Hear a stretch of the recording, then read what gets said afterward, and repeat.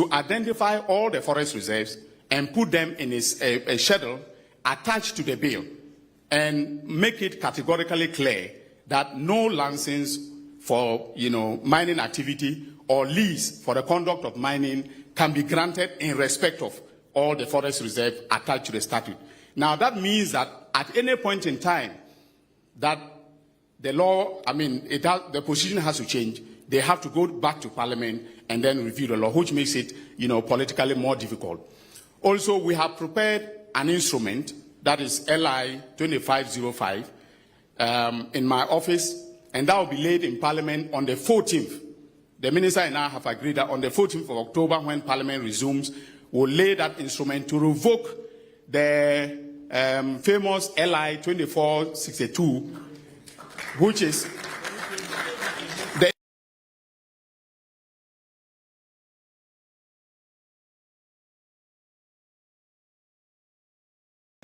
to tamper with, with our forest. So immediately it is laid, within 21 days, it matures, and from that time onwards, we will not have LI 2462. Now, in terms of prosecutions, the statistics that were given included 1,400 arrests.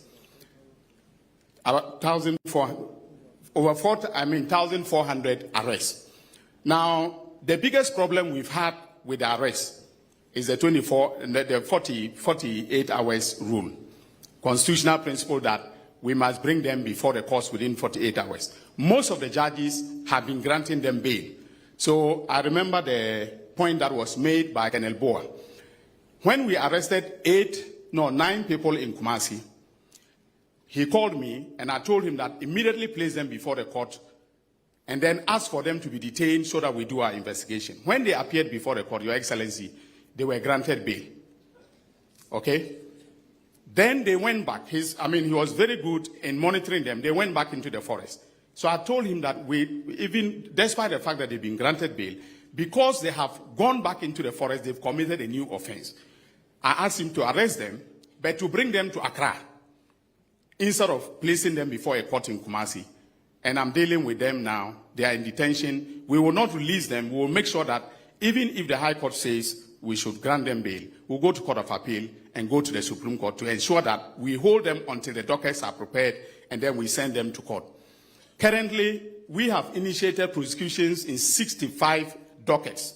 And Mr. President, there's a difference. When we say 65 dockets, it is not 65 individual persons who are being prosecuted.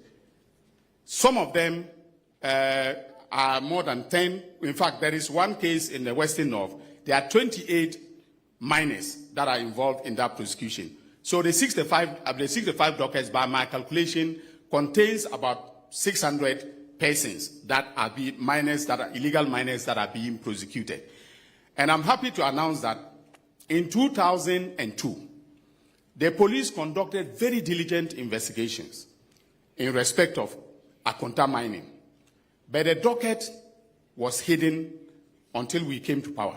In fact, when we came to power and I started the investigation with the the Lands and Natural Resources Minister and the Forestry Commission, we were finding it difficult to get information. Subsequently, the police themselves owned up and presented the docket to my office 2 months ago. So as we speak, the charges against Chairman Wuntumi, Akonta Mining, and 5 others have been signed as I speak. Currently, we are waiting for him to be read his right to remain silent, etc. Before we've asked that he should be brought from, Kumasi. His lawyers asked that he should be brought on Tuesday, but I'm insisting that he should be here on Monday. If he doesn't come on Monday, I'm going to order for his arrest so that he'll be brought to Accra. His rights will be read to him, and then we can start the prosecution. We have also put in place certain measures to ensure that the prosecution goes faster than normal. We have approached the Chief Justice, who has agreed to assign specialized courts for the prosecution of illegal mining cases.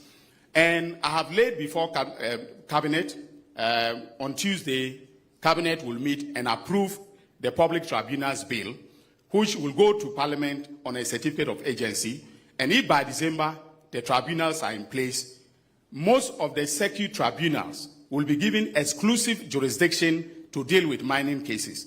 And we will appoint the chairman and panel members of the tribunals, give them timelines beyond which they should not carry a case. So, for instance, we will insist that every mining case should end within 6 months. If there are reasons for you to appeal, that is fine. But the tribunal must deliver its verdict within 6 months. Currently, we don't have those statutory timelines in CI 47, that is the High Court Civil Procedure Rules. So I want Parliament to help me to put those timelines in the tribunal's bill so that the tribunals will do the cases very fast. So, Mr. President, this is where we are in terms of the legal steps. And as I said, law enforcement, regulatory reform is at the heart of what we are doing. And we will not spare any person, you know, in terms of the accountability for their destruction of the environment. Thank you very much. Very much. Honorable Dominic Akuritinga Ayini, Attorney General and Minister for Justice. Now, we have seen very disturbing photos and videos of our pristine water bodies turning murky and filled with toxic material. But in the last few months, there have been significant gains in reversing the trend. So Dr. Mawuli Lumo, who is with the Water Resources Commission, is up next. He will take us through the gains made so far and what can be done going forward to ensure that all our river bodies return to normalcy. Dr. Lumo, the floor is yours. Please go back to the presentation. He has some slides to share. Yes. All right. Thank you very much, Your Excellency. These are the current levels of turbidity that we have measured compared with that of 2024.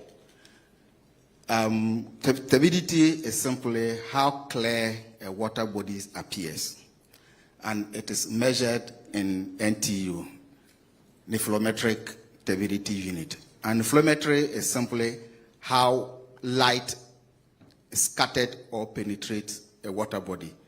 So if you point a light to a water body, it will present whether it is scattered or it is penetrated. What comes back, you measure it, and that gives you the level of turbidity.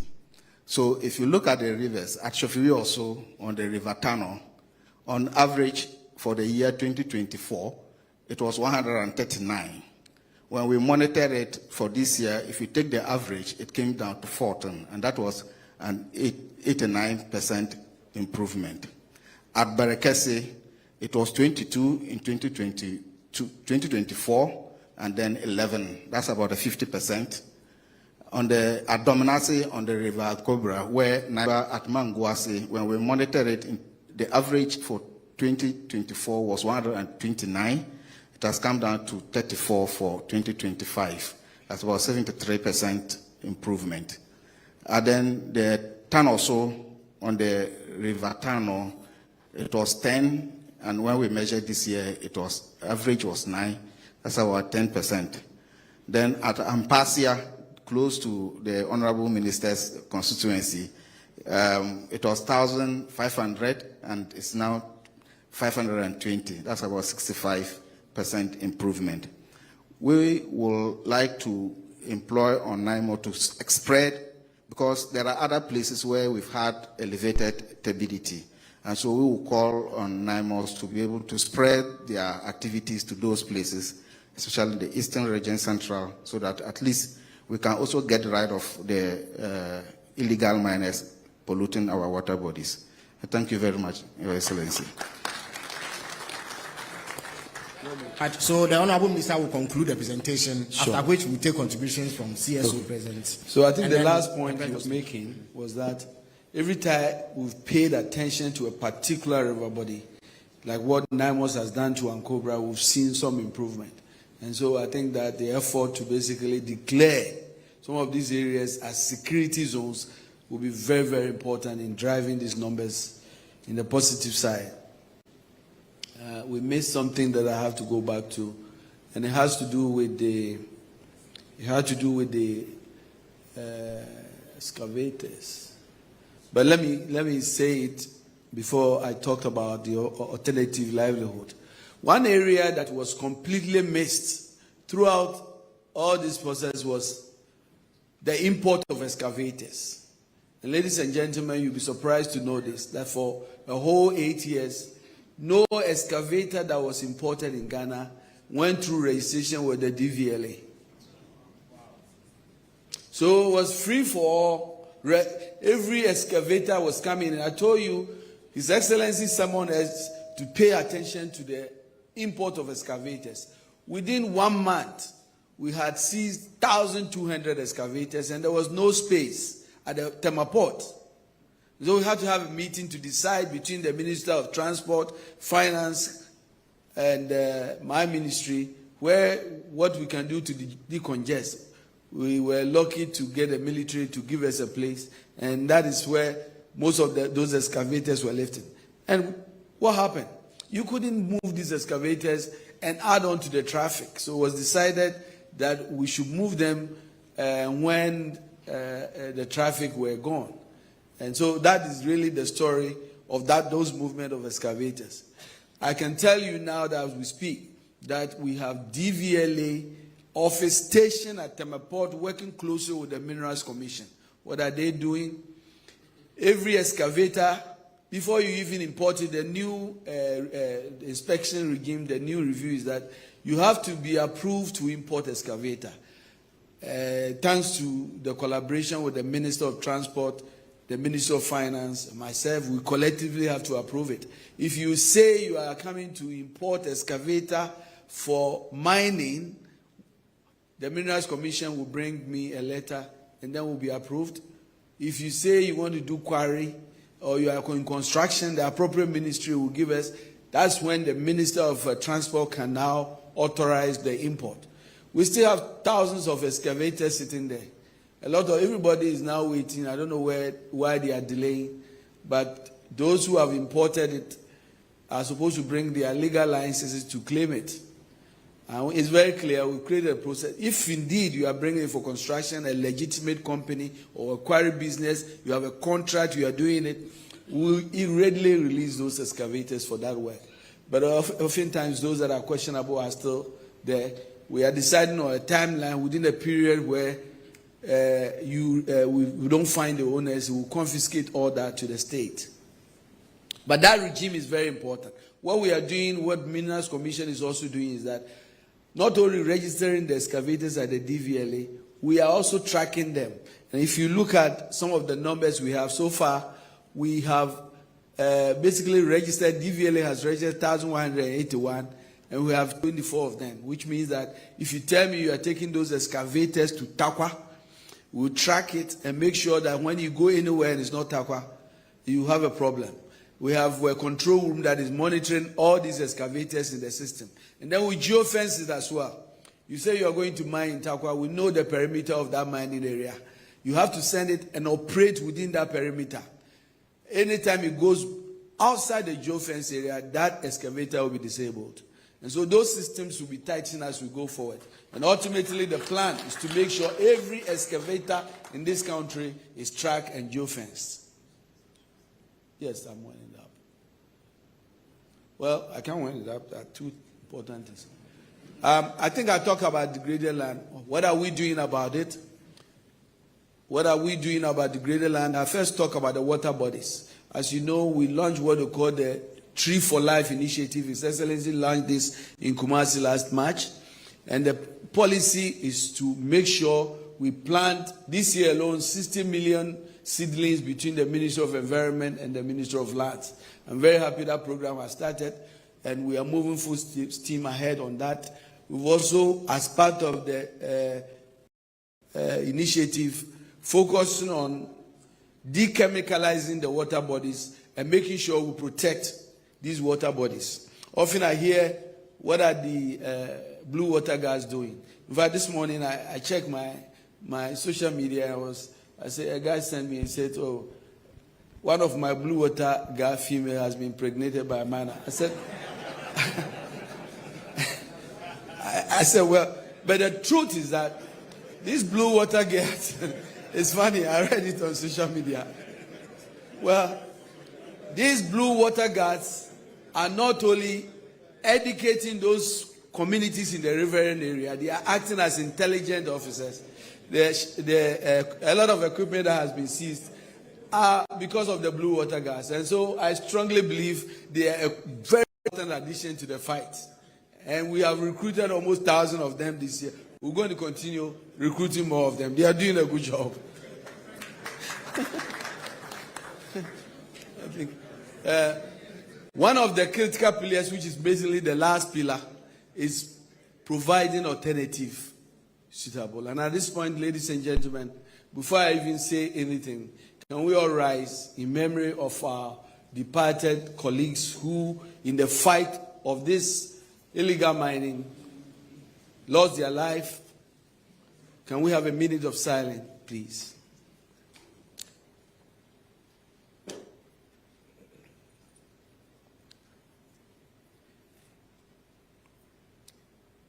May the life of our departed colleagues and may their souls rest in perfect peace. Amen. We have, thanks to the President, we established a responsible small-scale mining program. So far, we've identified a lot of areas working with large-scale mining companies as a team to make sure we transfer their best practices to these communities, create a win-win partnerships for them.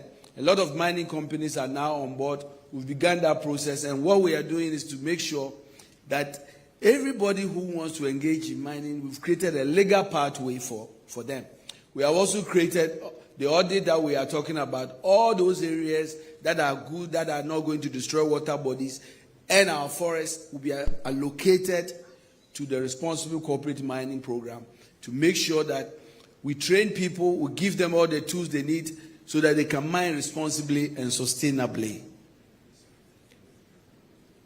And so the fight against illegal mining, ladies and gentlemen, as you can see, anytime you talk about where we have been, think about the debt where we started.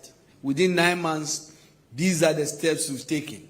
But as I said, it is not a sprint, it's a marathon. What gives me hope and what we are looking at is that we believe that by next year, we'll review completely our laws and our policies. We believe that we are going to continue this fight and make sure that we start seeing marked improvement, not only in our forests, but our water bodies. Our reclamation program is very expensive. I take the opportunity to call on all Ghanaians, especially corporate Ghana, to come to support in this effort. Think about 7,500 football fields in the forest that we have to reclaim. Billions of Ghana cedis.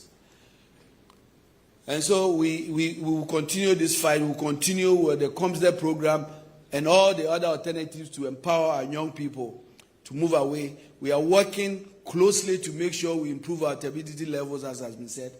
But the data is very clear.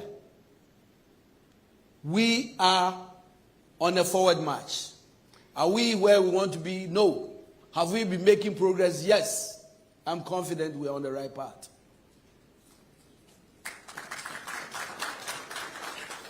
And I believe, as the President has said, Ghanaians will be at the forefront of this mining industry, and we'll do it responsibly, making sure that our water bodies are 10 blue. And what gives me confidence is the political will and the leadership that His Excellency John Mahama is providing. I thank you very much. Thank you very much, Honorable Minister for Lands and Natural Resources. So, government has presented its offerings in the fight against illegal mining.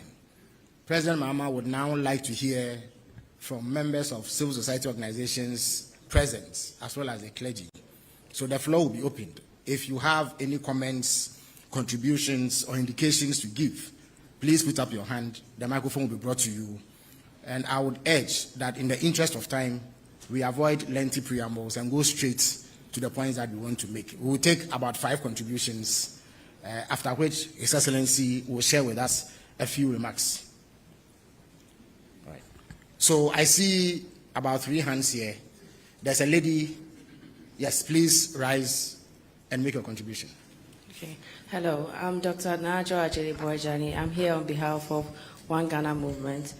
I want to make a comment on what the gentleman talking about, the water presentation. Yes, he gave some figures. I'm not sure that is really the full picture, because recently in the news it was reported that some of the water bodies are 90,000 NTU and over, and turbidity levels are just about the things we can see. That's the cloudiness of the water. He didn't talk about what we are doing to take care of the heavy metals, because we have, as a result of Galamsey, we have mercury, cyanide that they use to get the gold, and cyanide is causing, I'm a medical doctor by profession, I'm also a researcher. Cyanide is causing a lot of organ dysfunctions in our clinic. We see mercury poisoning in our clinics, but he didn't talk about what we are doing. We don't have the facilities, as far as I know, to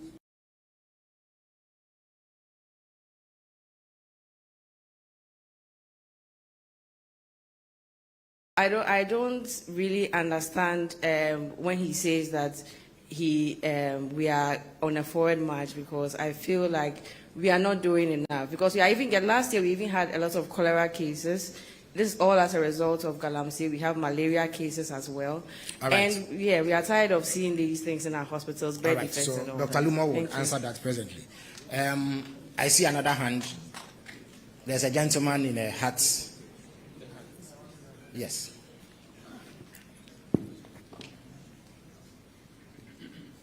Yeah, Dr. Akenasibe, pardon me for not making you out. Thank you very much. Your Excellency, unfortunately, the time that has been given is quite short. Yeah. So we have written out what we would present, and we would give it to you, and we would give a copy to the press as well. His Excellency, we believe that there's some political will that you've demonstrated. The minister is working. But the elephant in the room was not mentioned. You heard the Attorney General talk only about Akonta Mine. The Attorney General has referred some politically exposed persons to the Iyoko. We've not heard anything about that. There are some politically exposed persons that we, the Ghana Coalition Against Galamsey, have petitioned you about. We've not heard anything about that. There are some chiefs that are complicit in it. So let me read just a short bit of what our ask is. Our ask is that given the unprecedented crisis and the fact that our demands are clear, we ask you, His Excellency, to clearly tell us in granular definition, your granular definition of success in the fight against Galamsey. Also share with us very definitive roadmap that would include key milestones and timelines and how we are going to get there. We believe that the work that has been done by EPA and all about the level of heavy metals in our water bodies, the turbidities that have gone above 98,000 NTUs, and my brother, the scientist, that report you shared with us, unfortunately, for all of us who are scientists, we know that this is not how you measure water quality. We know that that's not how you do it. You need to deal with the seasonalities. You need to deal with what the water quality index is, what you should be sharing with us and telling us what is it that we've been consuming as a people. And all of us, our lives are at risk. Our lives are at very risk. So we ask that, His Excellency, you also tell us what benchmark would compel you to invoke the state of emergency, which you term is your last resort. We believe that the state of emergency is critical to carrying out some of the things that the minister has spoken about, to deal with the ecocidal genocide that is being perpetuated against all of us as Ghanaians. We also ask that the fast-track court that is being mentioned, timelines be put to them, and then the key things be also mentioned. What are the key performance indicators that have been given to our MCs, DCs, police commanders in areas where Galamsey is still going on? And what are the consequences for failure? Because we see a lot of them failing, but nothing is happening to them. We also ask that the chiefs, that some of them that are doing good work, and there are examples of them, Mampong, Gemma, and there's a community where they have a water body called... Dr. Shigbe, not to rush you, because of time, I would kindly ask that you wrap up, so that... Okay, I would wrap up. Yeah. So our quest is that the chiefs, anywhere that Galamsey is going on, the chiefs are either acquiescing or they know something about it. Those lands be confiscated and the chiefs be investigated.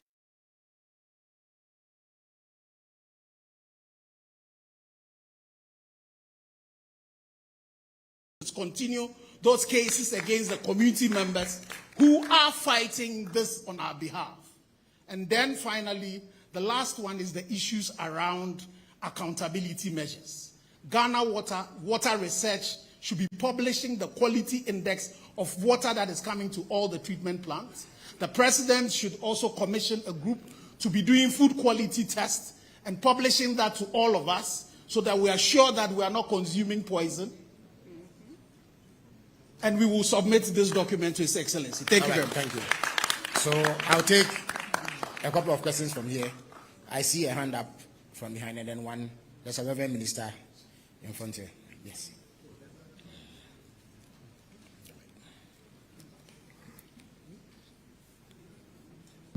Please, same rubric applies. Short and succinct. Okay. Your Excellency the President, state officials,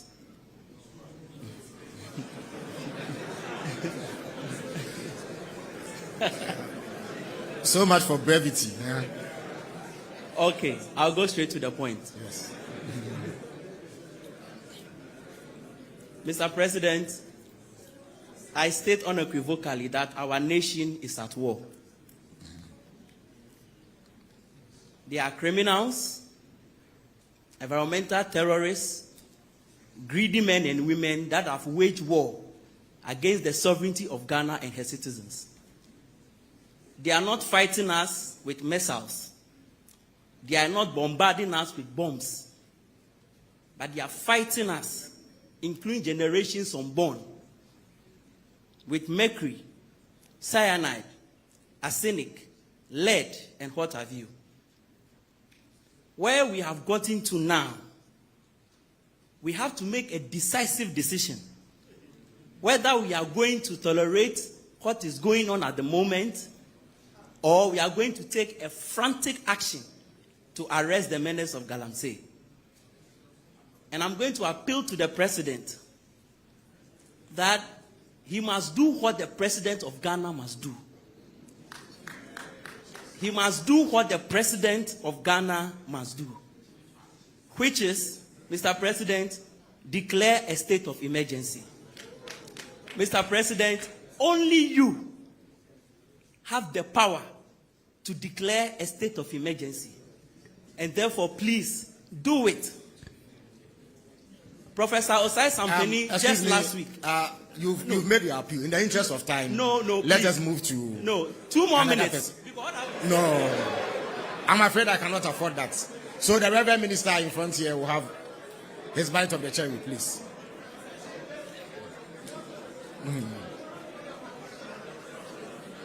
we'll come back. Thank you. Thank you very much. Osofo, you have the floor. Thank you. Your Excellency, I want to take opportunity to congratulate the effort that has been made so far. In the presentation by the Honorable Minister for Lands and Natural Resources, he indicated plans to establish district mining committees. My concern is whether this will not be another avenue for corrupting the system at the local level and even granting these opportunities more frequently than what we see now. In terms of the vehicles, the machinery that are being confiscated, I humbly will want to request for very transparent accountability in the interest of government, so that naysayers will not pick it up and talk about missing excavators and chamfer machines. And so I want to request for transparency. My third question is whether we can have regular weekly updates. I mean, the concern for state of emergency being declared is coming from an apprehension of what is being done.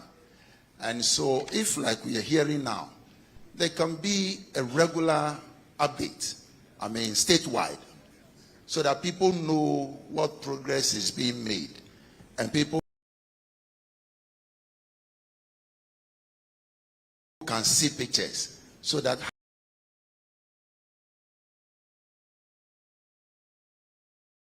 hearts will be at rest as to what is happening. Thank you. Thank you very much.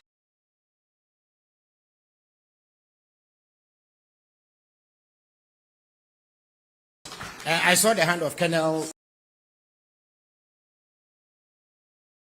Abuaji at the back.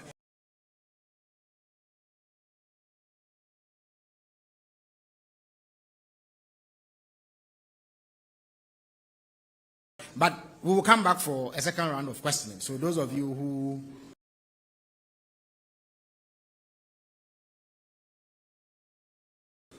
want to ask more questions, you will have the opportunity to do so.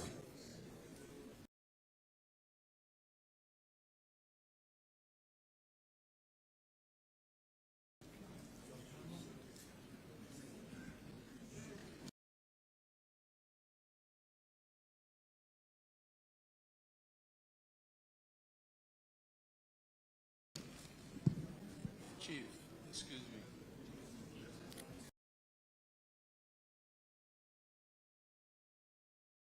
Does Colonel Abuaji have the mic?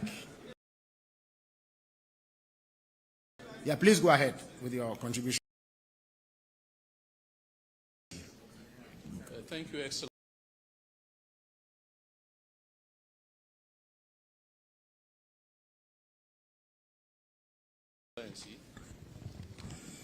I'm not representing myself. I'm representing the Center for Democratic Transitions, and I speak on behalf of Nana Atudazi, who is our executive coordinator. I've been requested to acknowledge the efforts that the government has put into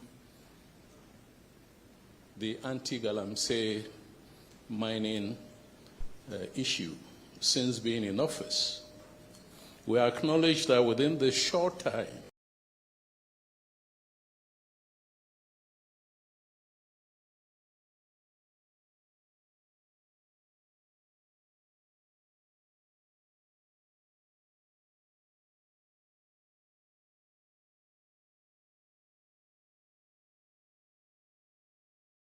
Galamsey, and that center of gravity is the use of industrial machinery.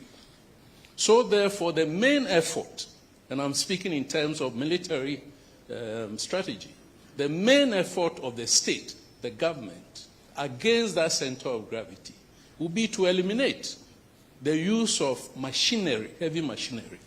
If we can do this in timelines, we would have reverted the issue of illegal mining to the days of Don Diego de Azambuja, when we were basically mining gold with basic implements. Once we do that, all other things will fall in line. But as I've said, our policy brief outlines the details of how we could go about this. All right. Once again, I thank you. Thank you very much. As I indicated, we will come back for another round. But I would invite Dr. Lumo to address the medical doctor's concerns regarding dechemicalization and other important indices in the assessment of water quality. That can tie into Dr. Ashigbe's concerns relating to other metrics that you may not have spoken about. After him, the Attorney General will address the matter of politically exposed persons referred to his outfit for action and the status of that. His Excellency may want to speak about the state of emergency when he gets his turn to sum up. And then the Minister for Lands and Natural Resources will address concerns raised by Osofo on the District Mining Committee initiative and transparency and accountability measures to ensure that nobody takes advantage of the situation to enrich themselves, as was the case in the past. And then Colonel Abuaje's take on the premature calls for state of emergency may also be addressed by His Excellency when he gets opportunity to wrap up. So, Dr. Lumo, shall we have you? Yeah. Thank you. Hello. Okay. Thank you very much. On the issue of the monitoring, what we presented here is just one parameter. That's the stability that we all can relate to. It's what we see on the ground, and that is what we brought over here. For heavy metals, it's this year that we began monitoring heavy metals. We've always been doing only the physiochemicals. We've not done heavy metals, but this year we began this heavy metals monitoring, and I don't have the results here. That's why you don't see it here. On the issue of engineer Ashugbe point, what we presented here are the facts. As I pointed out during my presentation, these were selected locations where NIMOS has operated, and then the results. I also did mention that there are some places that we have elevated turbidity, and we're hoping that they can extend their operations to those places where they can effectively help us reduce the impact. I am also aware that, and I think if Chief Executive Officer of EPA is here, she can also speak to it, that they are in the process of acquiring a system that can help the separation of heavy metals from our water bodies. That's in the form of treating our water bodies. Thank you. If the EPA CEO is here, she can shed light on that aspect of their operations. Yeah. Thank you, Your Excellency. What the EPA is in the process of acquiring, it's a technology that will help treat our water bodies while the water are in their position.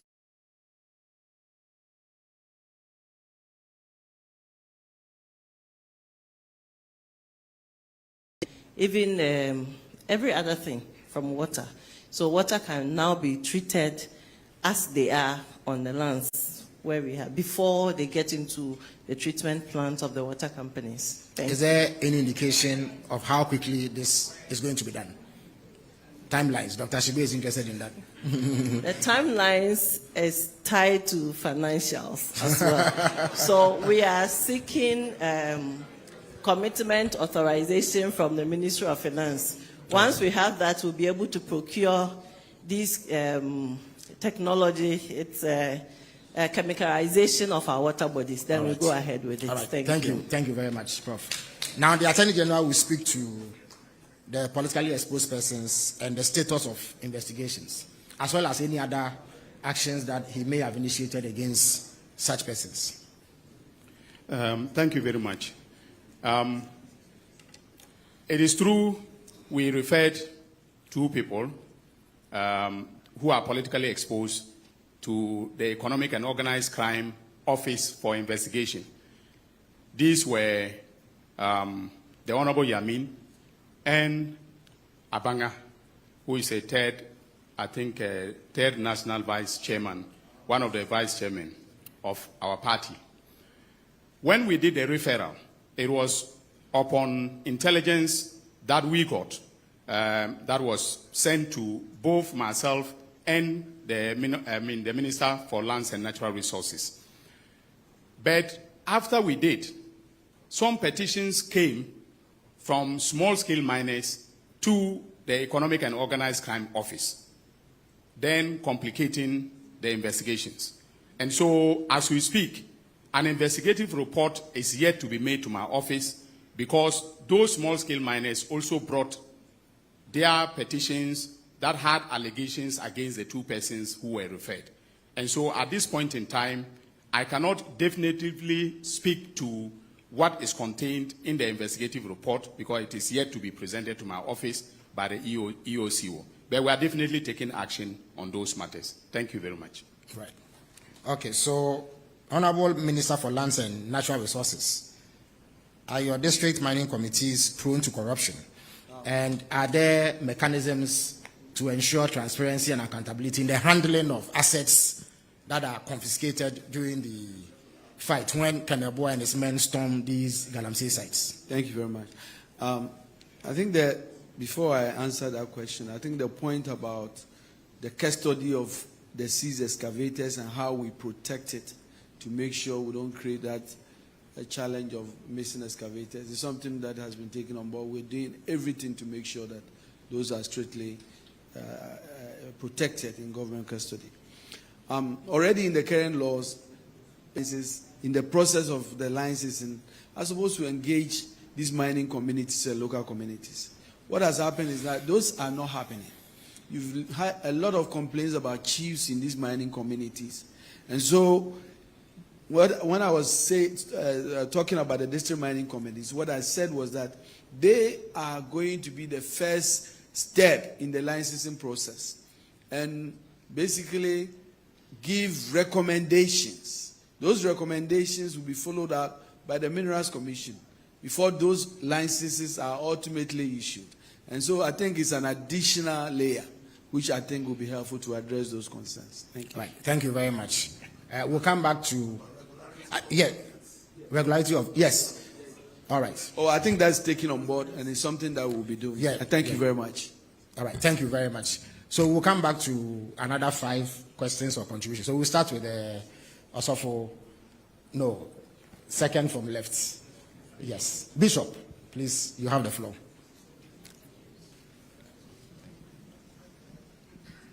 Mr. President, respectfully I rise on behalf of the Ghana Catholic Bishops Conference, listening to your presentation today, especially from the Honorable Minister and our soldier from Nemos. We acknowledge that something good is happening. However, we, as you know us, will continue to be consistent voice of truth to your administration, just as we've done to many other administrations. So permit me to read a few lines to you. We'll be submitting ours to you also. Please go ahead. In the name of God and on behalf of the good people of Ghana who voted for you, we urge you, Your Excellency of Emergency, visible prosecution of kingpins, including those named in official reports, the establishment of promised fast-track courts, measurable performance indicators for local authorities and security services, protection for communities and traditional leaders who resist Galamsey, alongside accountability for those complicit. Your Excellency, credibility is now as important as policy. Our people must see that no one is above the law and that economic expediency cannot outweigh the sacred right to clean water, safe food, and a healthy environment. We are with you in this fight, and so we beg of you and we urge you to act with courage and moral clarity.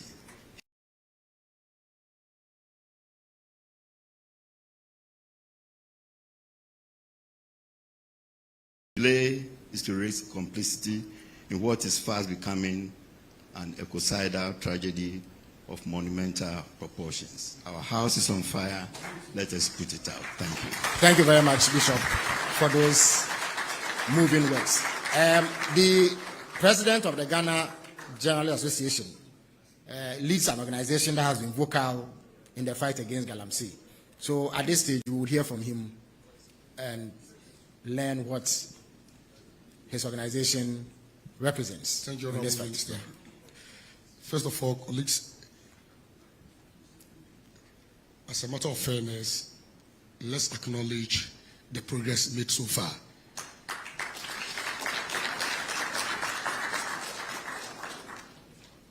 Until this day, I didn't know we had made such progress. And I must admit that that is for the good of this fight. And so we will continue to stress on the matter of continuous engagement and also update, as requested by my brother here, the Reverend Minister, that how do we tell the story? Because these are all stories which are not out there. We, as part of the Ghana Coalition Against Galamsey, have been calling for the state of emergency.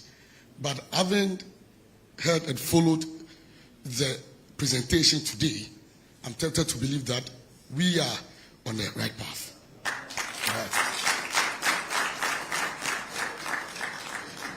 It is a matter of having progressive engagement and also getting the media involved in telling the story. Right. That's why we need the resources, the tools to be able to get the story from the grounds and report it as it is. I believe that the Honorable Minister is here. I have called on him severally. The GJ is ever ready. Our doors are open to partner with the ministry to tell the story as it is, so that the citizens and the good people will appreciate what is being done. But I still think that, as you said, we still have a long way to go, and the government must not be complacent in what has been done so far. We must rather double our steps and ensure that success becomes ours. Thank you so much. Thank you very much. So there's a gentleman in spectacles in the middle, in Fugu. Yes. It appears contributors are not identifying themselves. So please identify yourself, your organization, so that it helps us appreciate where you're coming from. Yes. So my name is Professor Serge Nbwana. I'm the Director of Council for Scientific Industrial Research, Water Research Institute. And I must say that what we're hearing and what we've seen, I think, is quite good for the progress that have been made so far. And I must indicate that when the commander spoke about the Galamsey monitoring in the day, I said, well, that is no. But then he has indicated that they are going to continue this during the evening and the night. And I think if that is the strategy, they must try and follow through with that. Now, you will note that Dr. Lemore did indicate the level of turbidity reducing significantly. And I must say that it's not the first time, because I remember in 2017, there was a year banned on Galamsey. In fact, Water Research Institute had been following through in terms of monitoring of the water, and we saw a significant reduction in the turbidity, and alongside we also saw reduction also in other heavy metals. What I might say that the water itself will be able to cleanse itself over some period, but it will take some time. So I recommend, and I ask Mr. President, that if this is halted, then there must be a regular monitoring of heavy metals in the water.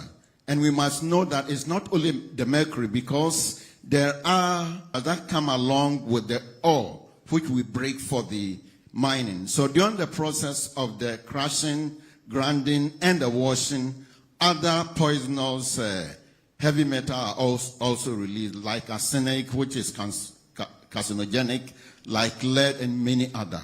So we are employing the president that there must be, as we take this action, there must be a constant monitoring so that we'll be able to notice what progress is being made. And as the EPA CEO has also indicated, there is also the need to look at trying to clean the waters as well. But I must indicate that this is quite voluminous water.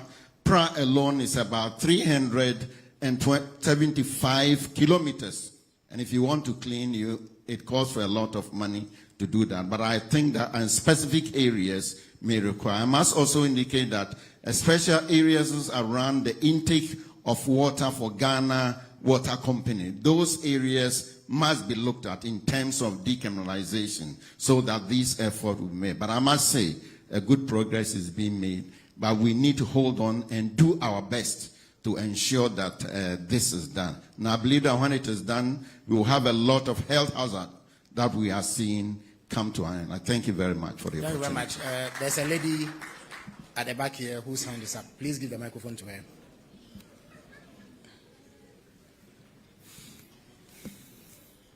So please identify yourself and let us hear your contribution.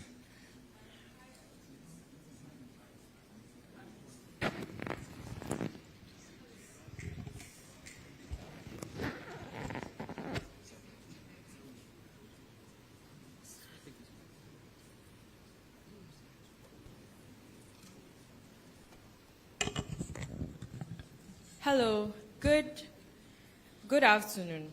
My name is Patience Tay. I'm an environmental and political activist. My question is this. Earlier this year, a representative of this government, Samuel J. made a statement that LI 2462 will be repealed in May when Parliament resumes. May came and the LI was not revoked. The lands minister said, I think in August or September, I'm not exactly sure. It was October. Okay. In October or... Please allow her to put her thoughts. I think within the weeks or last weeks or whatever the situation here. All right, please go ahead. Yes. Okay, so he made a statement that the LI would be revoked when Parliament resumes in October. Yes. How can we believe that when there have been inconsistencies? All right. So that is my question. All right, thank you very much.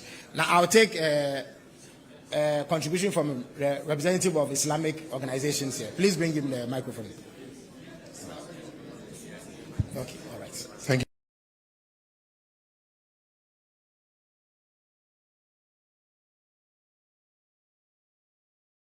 Acting Executive Secretary, Office of the National Chief Imam. Let me be quick in adding my voice to the gains made so far by the government, to the so far as what other colleagues were saying.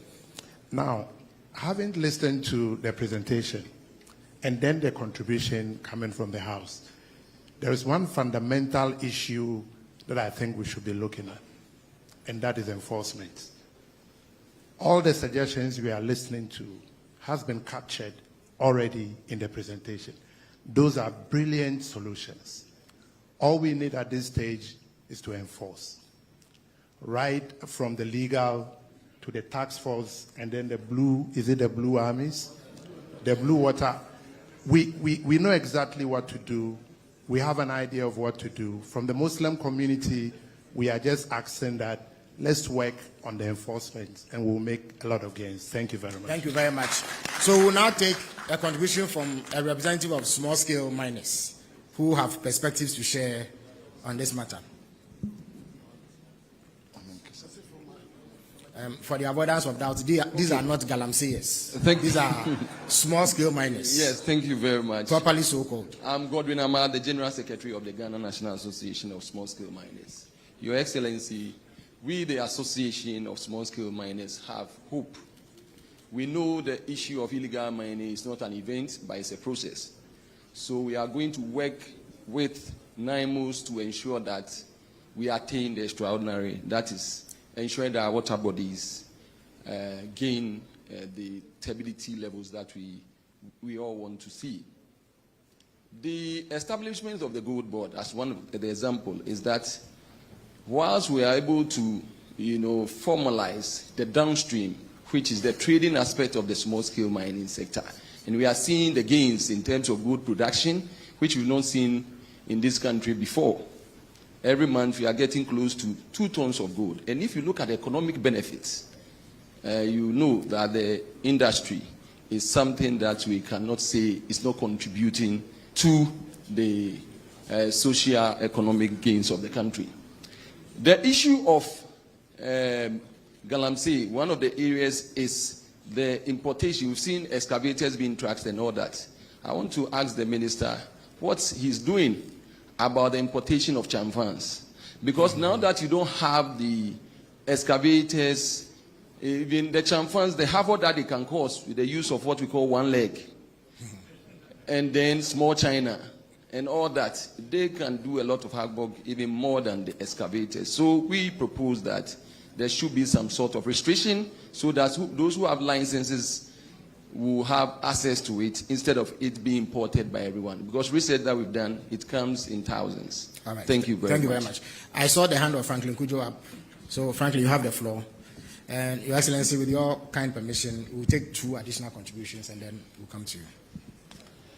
Oh, thank you very much. I'd just like to say that it looks as if we need more money. You know, and I'm saying this for the simple reason that when I looked at last year's budget for fighting Galamsey, it was about 10 million Ghana cedis. You guys allocated almost 50 million Ghana cedis to fight Galamsey, and already we are seeing some results. Question I have, how much money do you really need to fix everything? We just want to know. And by the way, you have to be giving us updates as to how you use the money. So how much money do you really need? Because it looks to me 50 million is enough, and I'm seeing some results really, but we need more. Second question, is it official government policy to be deporting Chinese who are engaged in Galamsey? Right. Thank you. Thank you very much. So there's a gentleman at the back, and then we'll take a lady in the light blue shirt also at the back, and that will be it. All right, please identify yourself and then. Yeah, thank you very much. My name is Dr. Solomon Usu from Denver, Colorado, United States. Please go ahead, Dr. Usu. All right. I'm here because of Honorable Muntaka. He has passed a policy that whenever these foreigners who are criminals are arrested, we are supposed to deport them. Your Excellency, you all remember that I asked a similar question back in 2019, Mr. Osafo, and then it became a political capital for NDC. Why are we repeating the same thing? If we can arrest Chinese guys who are the key Galamseyers in this country, and we just deport them without enforcing them to reclaim our lands and restore our water bodies, then what is the fight about? What is the difference between arresting them, deporting them, and I shall once arrest and the deportation? Honorable Muntaka should explain to us. If we cannot prosecute and jail the Chinese nationals, then there's no point prosecuting and jailing Ghanaians who commit the same offense in the country that they come from. All right, your point secondly, secondly, please make it very we've been snappy. talking about responsible mining, and in fact, I must congratulate the sector minister, Mr. Boa, and the team about the good work that they've done so far. It's not enough. Ghanaians want to see restored water bodies. Ghanaians want to see reclaimed lands.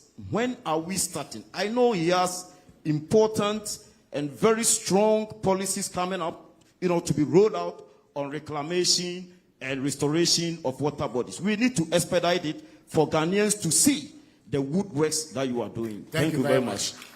So there's a lady behind here who has the floor now.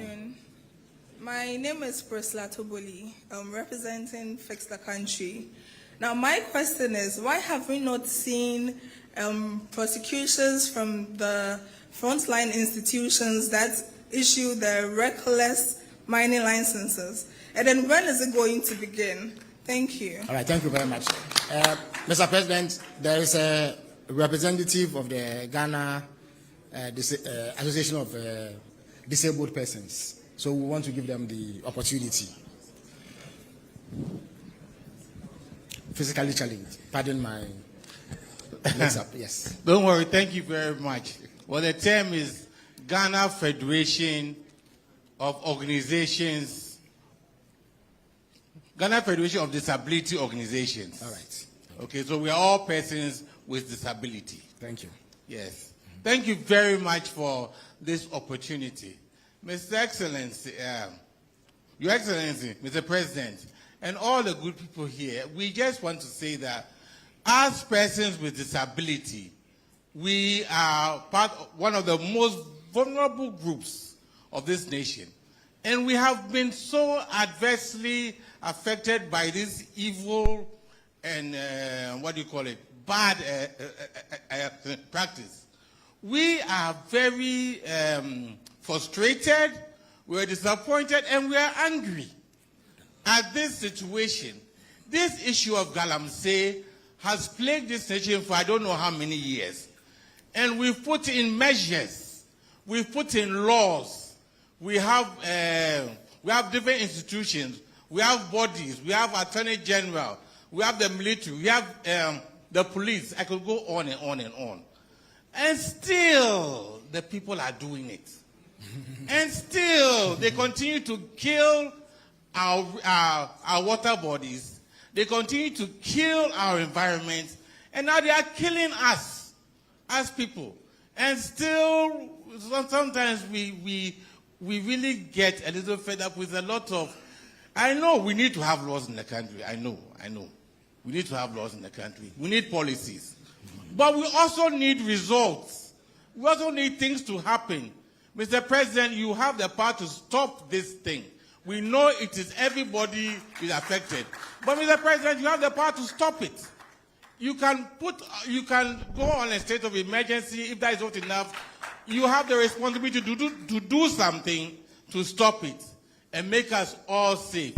Now we hear of more children that are coming into the world with deformities through no fault of theirs. Sure. Children are coming into the world with mental problems through no fault of theirs. Children are coming into the world without limbs through no fault of theirs.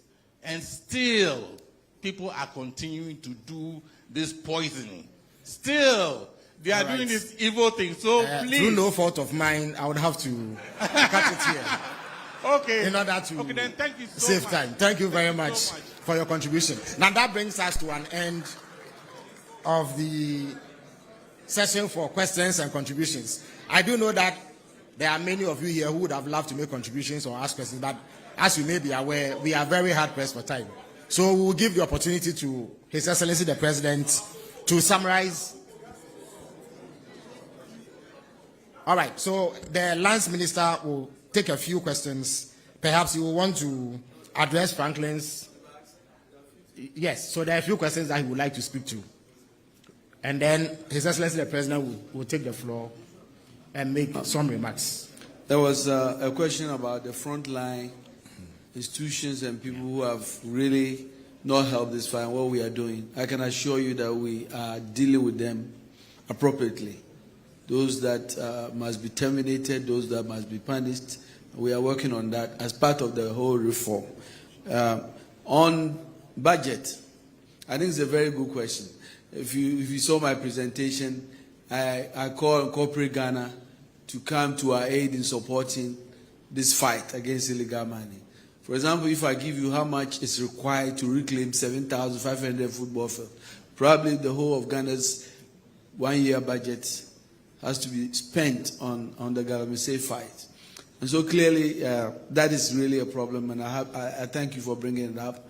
But corporate Ghana must come and support us collectively in this fight, especially reclaiming our water bodies and dechemicalizing program. It's a very expensive undertaking. And so I want to make sure we bring that up. Thank you very much.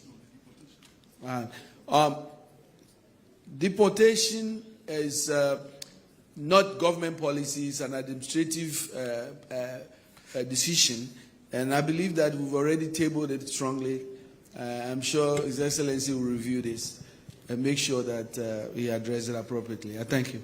Thank you very much. So, having heard from various segments of Ghanaian society, I now have the privilege to invite His Excellency President John Mahama to give some remarks which may factor in some of the concerns that have been raised here this afternoon. Thank you very much.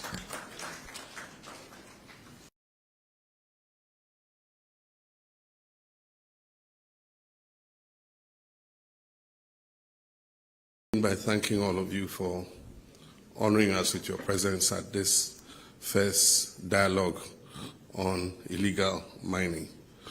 We know that the issues of illegal mining are dear to your hearts and to the hearts of every Ghanaian. And that's why we decided that from time to time we'll hold this dialogue. This is not going to be the last. We'll hold this dialogue to update you on the progress that we're making in the fight against illegal mining. Mining in Ghana has been historical, and when the first Portuguese arrived in Elmina, one of the first things we sold to them was gold, and that's why they built the fort in Elmina. Our grandfathers were involved in mining. The problem with the difference between then and now is that they use rudimentary tools to undertake the mining. And so the capacity to create destruction to the environment was very limited. The whole equation changed when the small-scale mining sector started deploying heavy earth-moving equipment. Before, it was only the big-scale mining sector that was involved in using excavators and bulldozers and huge dump trucks. At a point in time, the small-scale mining sector, which is a legal sector of our mining, it was passed in PNDC time to allow, because we realized that the big mining companies were owned by foreign companies, and Ghanaian small-scale companies that had the capacity to mine were prevented from doing so. And so the mining code was revised to add for small-scale miners. And as I said, there's a difference between small-scale mining and artisanal mining. Artisanal mining was what existed before, using pickaxes and shovels and so on and so forth. But when the new licenses for small-scale mining started, and they could afford to bring in excavators and bulldozers and others, it meant that the ability to destroy the environment was expanded. And that is where we currently have our problem. I want to assure you that we are determined to win this fight. And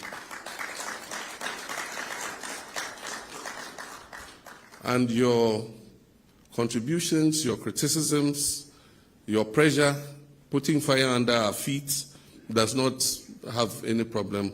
We don't have any problem with that. You must continue to do your advocacy, to urge us on, to encourage us to win the fight. As I said in the last media encounter, I said that I had no illusions that within 7 months I was going to win the fight against Galamsey. And I said that it wasn't going to be an event, it was going to be a process. Mistakes have been made. In the first effort we made, we go into a forest reserve. We mapped out the forest reserves that had been that had incursions of illegal miners, and we deployed the first wave of our security services. They scored a lot of successes. In a short time, they had cleared some of the major forest reserves that were called no-go areas. Unfortunately, after we cleared the illegal miners from there, the security services withdrew and handed over the forest reserve to the Forestry Commission. And so they put their forest guards there. The forest guards don't have the capacity to defend the reserves against the illegal miners. And so lessons learned were that in the next wave, with the formation of NIMOS, that we must deploy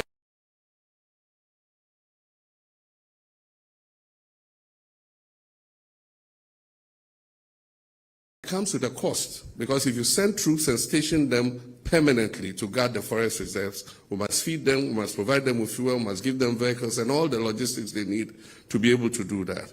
And so that links up with Franklin's question about budget. We need a substantially bigger budget than we have currently to be able to win this war.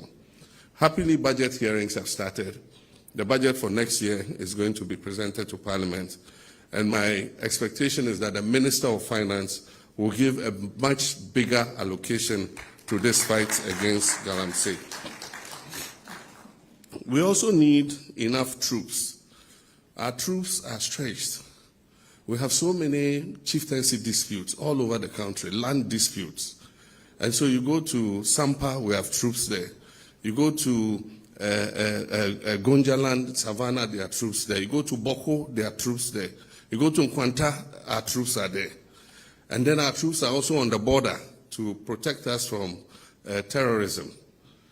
And so they are spread thin. If we take another batch of them and go and put them in the forest, it means that we are committing most of our troops to other things other than crime prevention and keeping us safe. And so that's why 9 months is a combination of the police and the army. So all of them will contribute troops. And then we also have national security also contributing and all the other agencies. But happily we have some additional troops coming with the winding down of some of the peacekeeping theaters. And so when they come, as many of them as possible, we'll add them to the force so that we're able to dominate all the anti-Galamsey sites and be able to win the battle. As he said, we have targeted 7 major zones in the regions, and the army have come up with a proper strategy. 9 months has come up with a proper strategy for engaging the illegal miners and making sure that we clear them from especially the forest reserves and the water bodies. One of the important successes is the change in the whole issue of excavators. Excavators came in huge quantities, and I remember that at a point under the previous administration, they asked that permits be gotten before excavators are imported. Meanwhile, the law did not say you should get a permit after, but that was what we came to meet, that you bring the excavator, then you go to the Ministry of Transport and ask for a permit. But the law actually says that you must get a permit before you import the excavator. And so now we're enforcing that law. And so you can't bring an excavator in, you can't put it on a ship, and we're telling the shipping agencies, if you bring an excavator for which there's no permit, we shall penalize you, the shipping agency, for carrying that excavator here to Ghana. In the meantime, we came to meet a huge quantity of excavators in the port. And that is what the lands minister was explaining to you, that we had to decongest the ports because there was no more space for anything. And so we've moved them to the military space at the Shire Hills and other locations, and we've corralled them there. One of the successes too is the registration of excavators. Even though the law requires excavators to be registered, nobody was registering their excavator.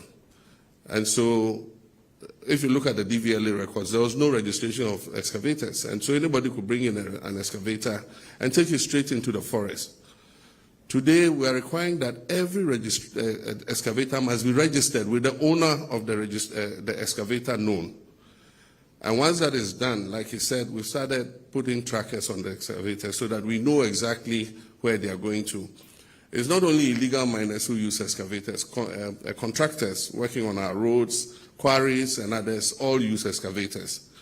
And so it's impossible to just put a complete ban on excavators, but we must know where that excavator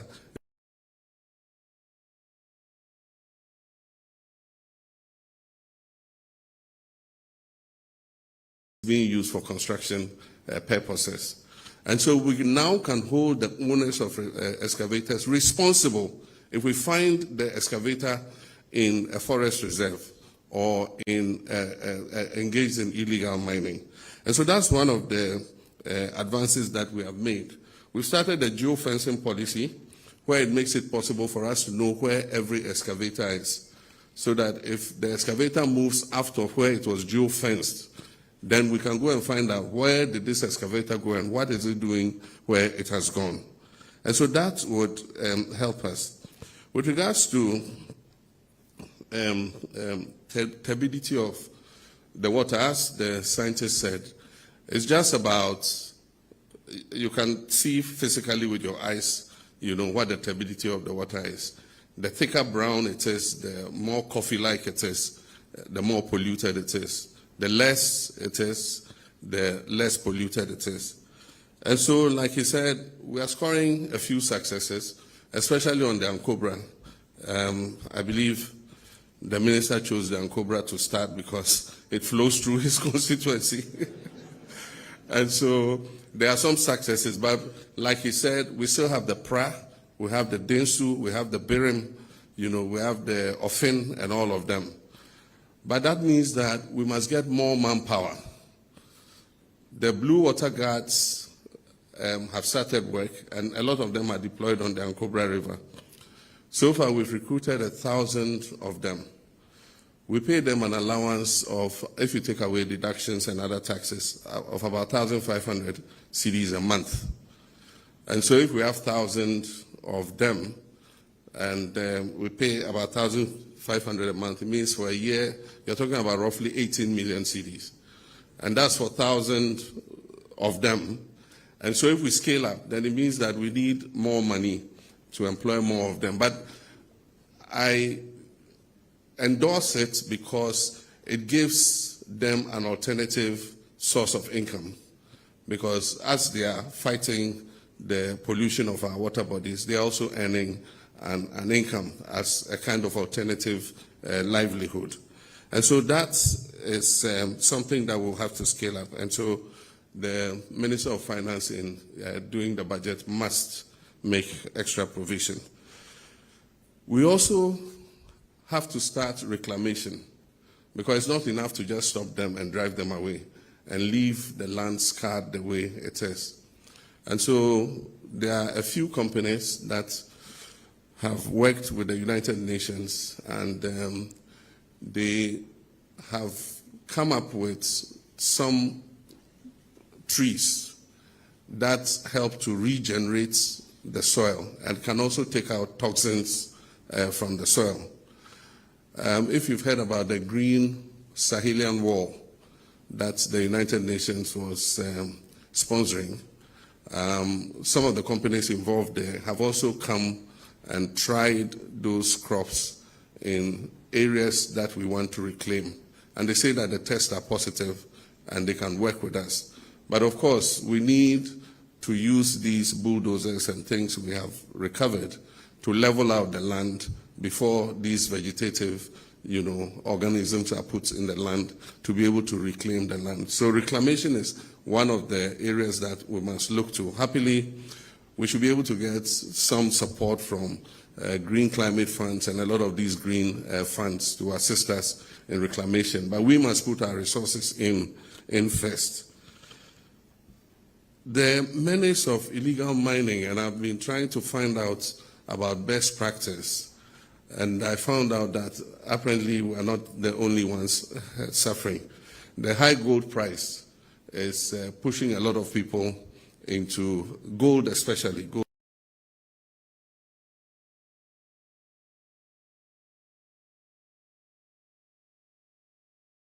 Into, and there's violence, people have died, all kinds of things are happening.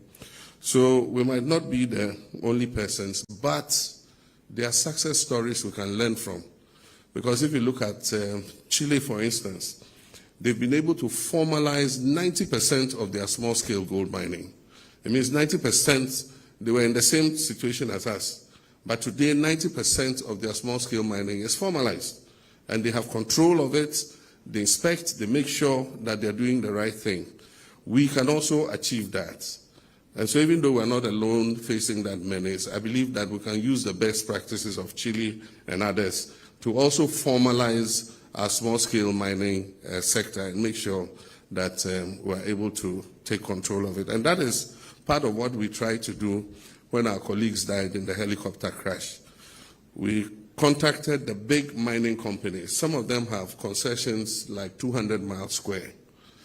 And they're not going to mine all of that concession today or tomorrow. There are some of the places they've explored and found that the gold content is so low that it's not really profitable for them to start mining. But for a small-scale mining company, because of their lower costs, they can mine it effectively, but they must do it responsibly. And so together with the big companies, we said, okay, let's start this cooperative mining, seed part of your concession, so that we can move the small-scale miners from where they are causing distraction onto your concessions, and then you can help us to monitor them and make sure that they are doing the right things.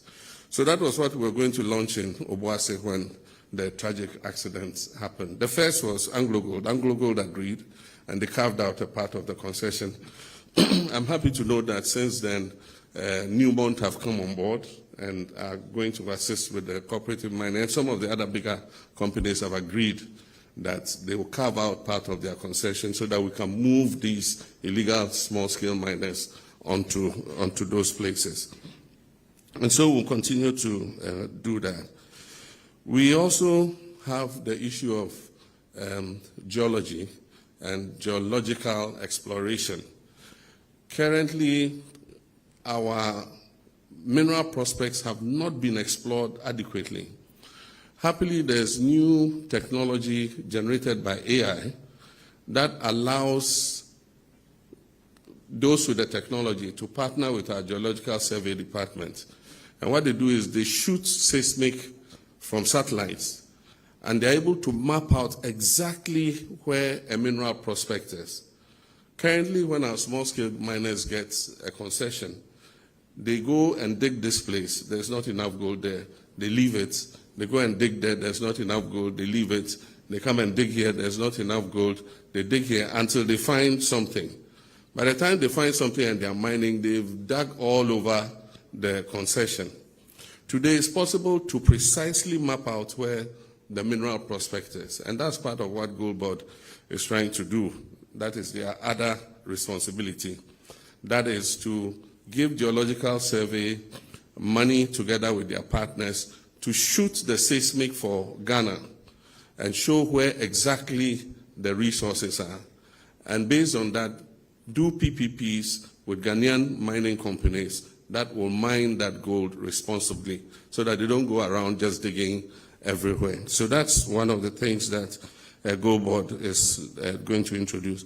And this fits into their track and trace system, which they are going to launch, because we cannot export gold to the European countries because of LBMA restrictions.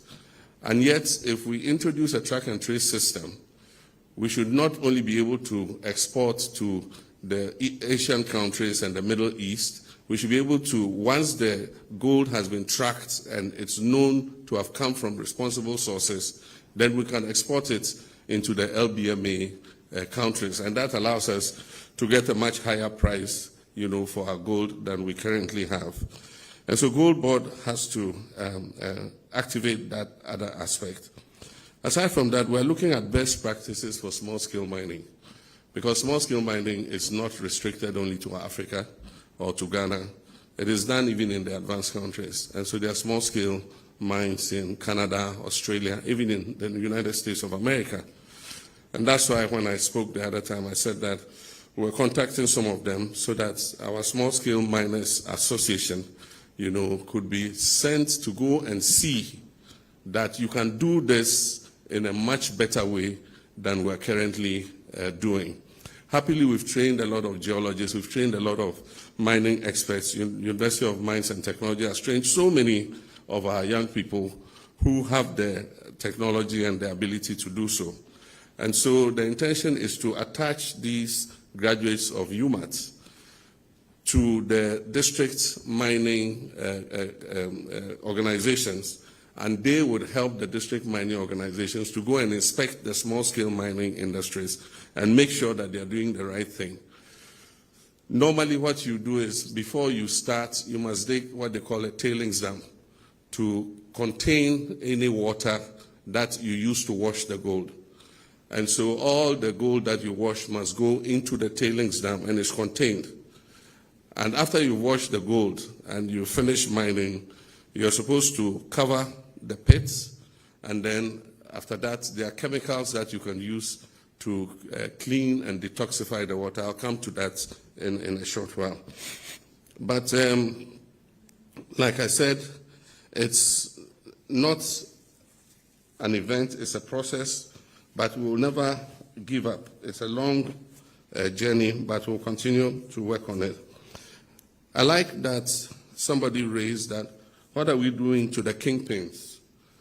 Because most of those 1,400 who have been arrested are young youth who are looking for something to be able to look after themselves. And we'll prosecute them, we'll imprison them. But those who run those operations are the ones that we must be arresting and imprisoning, not these little boys, you know. And so we need to change our strategy. We can arrest the boys and all that.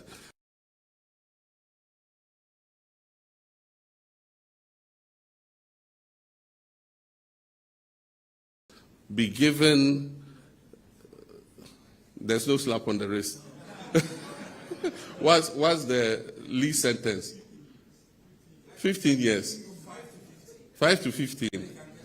Yeah, so we'll catch these boys and we'll feed them for 5 years. Look after them for 5 years and distract them. But like I'm saying, maybe we can look rather for the kingpins and deal with them in a major way so that we are able to get something on this whole thing. With regards to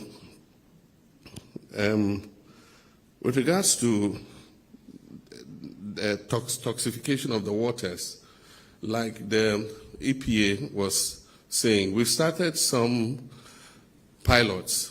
There are new chemicals that have come that allows you to treat water and take out the toxins and the heavy metals. There are new chemicals that have come. One of them is called dioxin. The people came and we sent them there. They took samples, they tested. We're waiting for them to bring the results back. But there are other ways of dealing with gold, that is processing gold, without using mercury and cyanide. There are different for instance, you have what they call vortex concentrators. You put the gravel in there and it's a vortex, it's like a centrifuge. And all the heavy things sink to the bottom. And you're able to take out the water and you see the gold lying at the bottom. And you don't need to use mercury and all that. There's carbon filter. There you can use carbon filters to filter the water in order to be able to take out any toxins that are in there. They call it activated carbon filtration. You have reverse osmosis that is capable of taking out heavy metals and others, you know, from the water.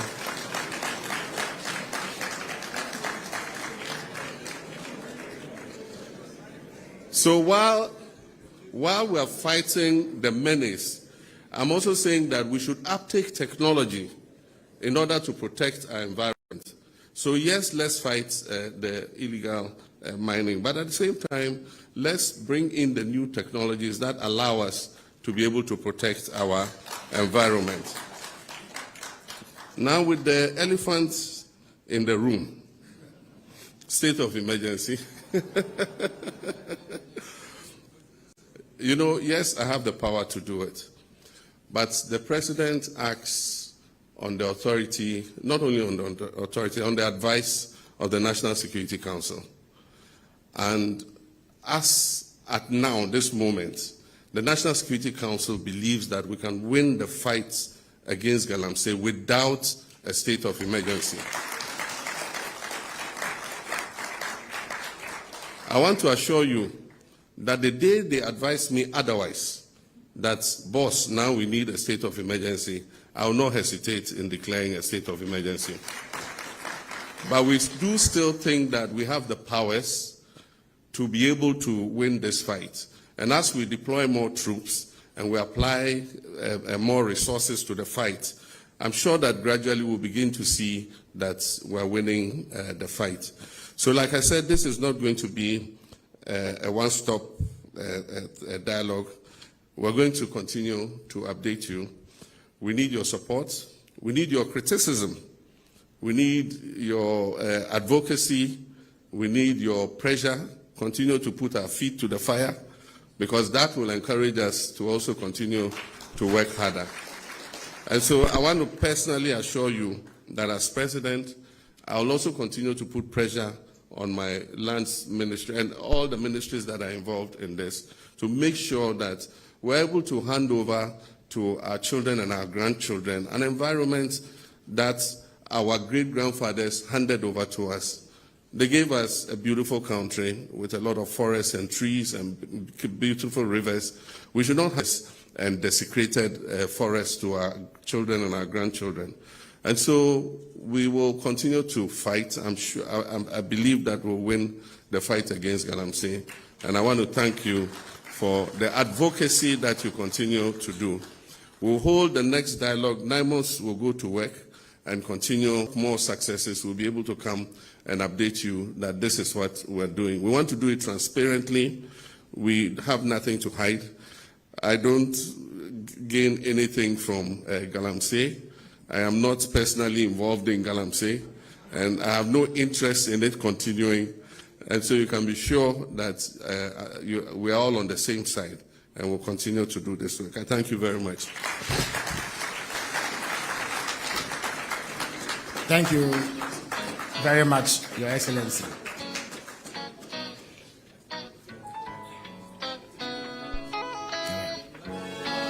All right, so please be seated.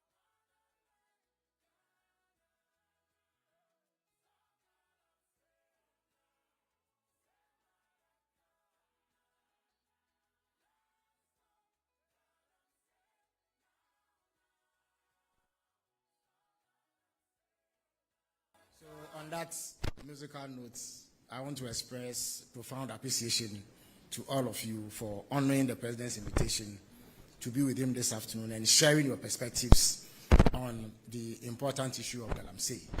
As the President indicated, this will not be a flash in the pan. It will be a sustained activity through which important updates will be given on the progress made in the fight against Galamsey. So keep your scrutiny coming, keep your criticism coming, and keep the pressure on.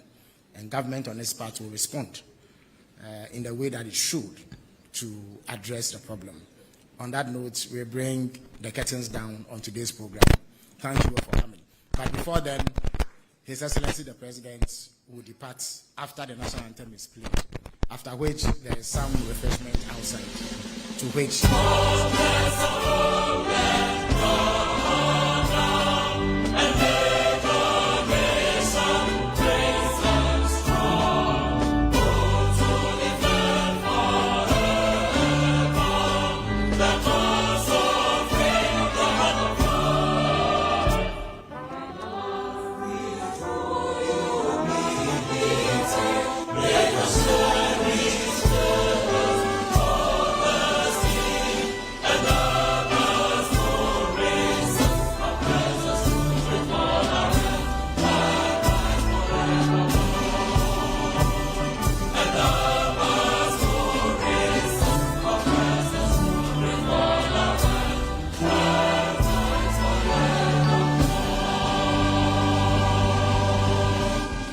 Shall we remain standing as the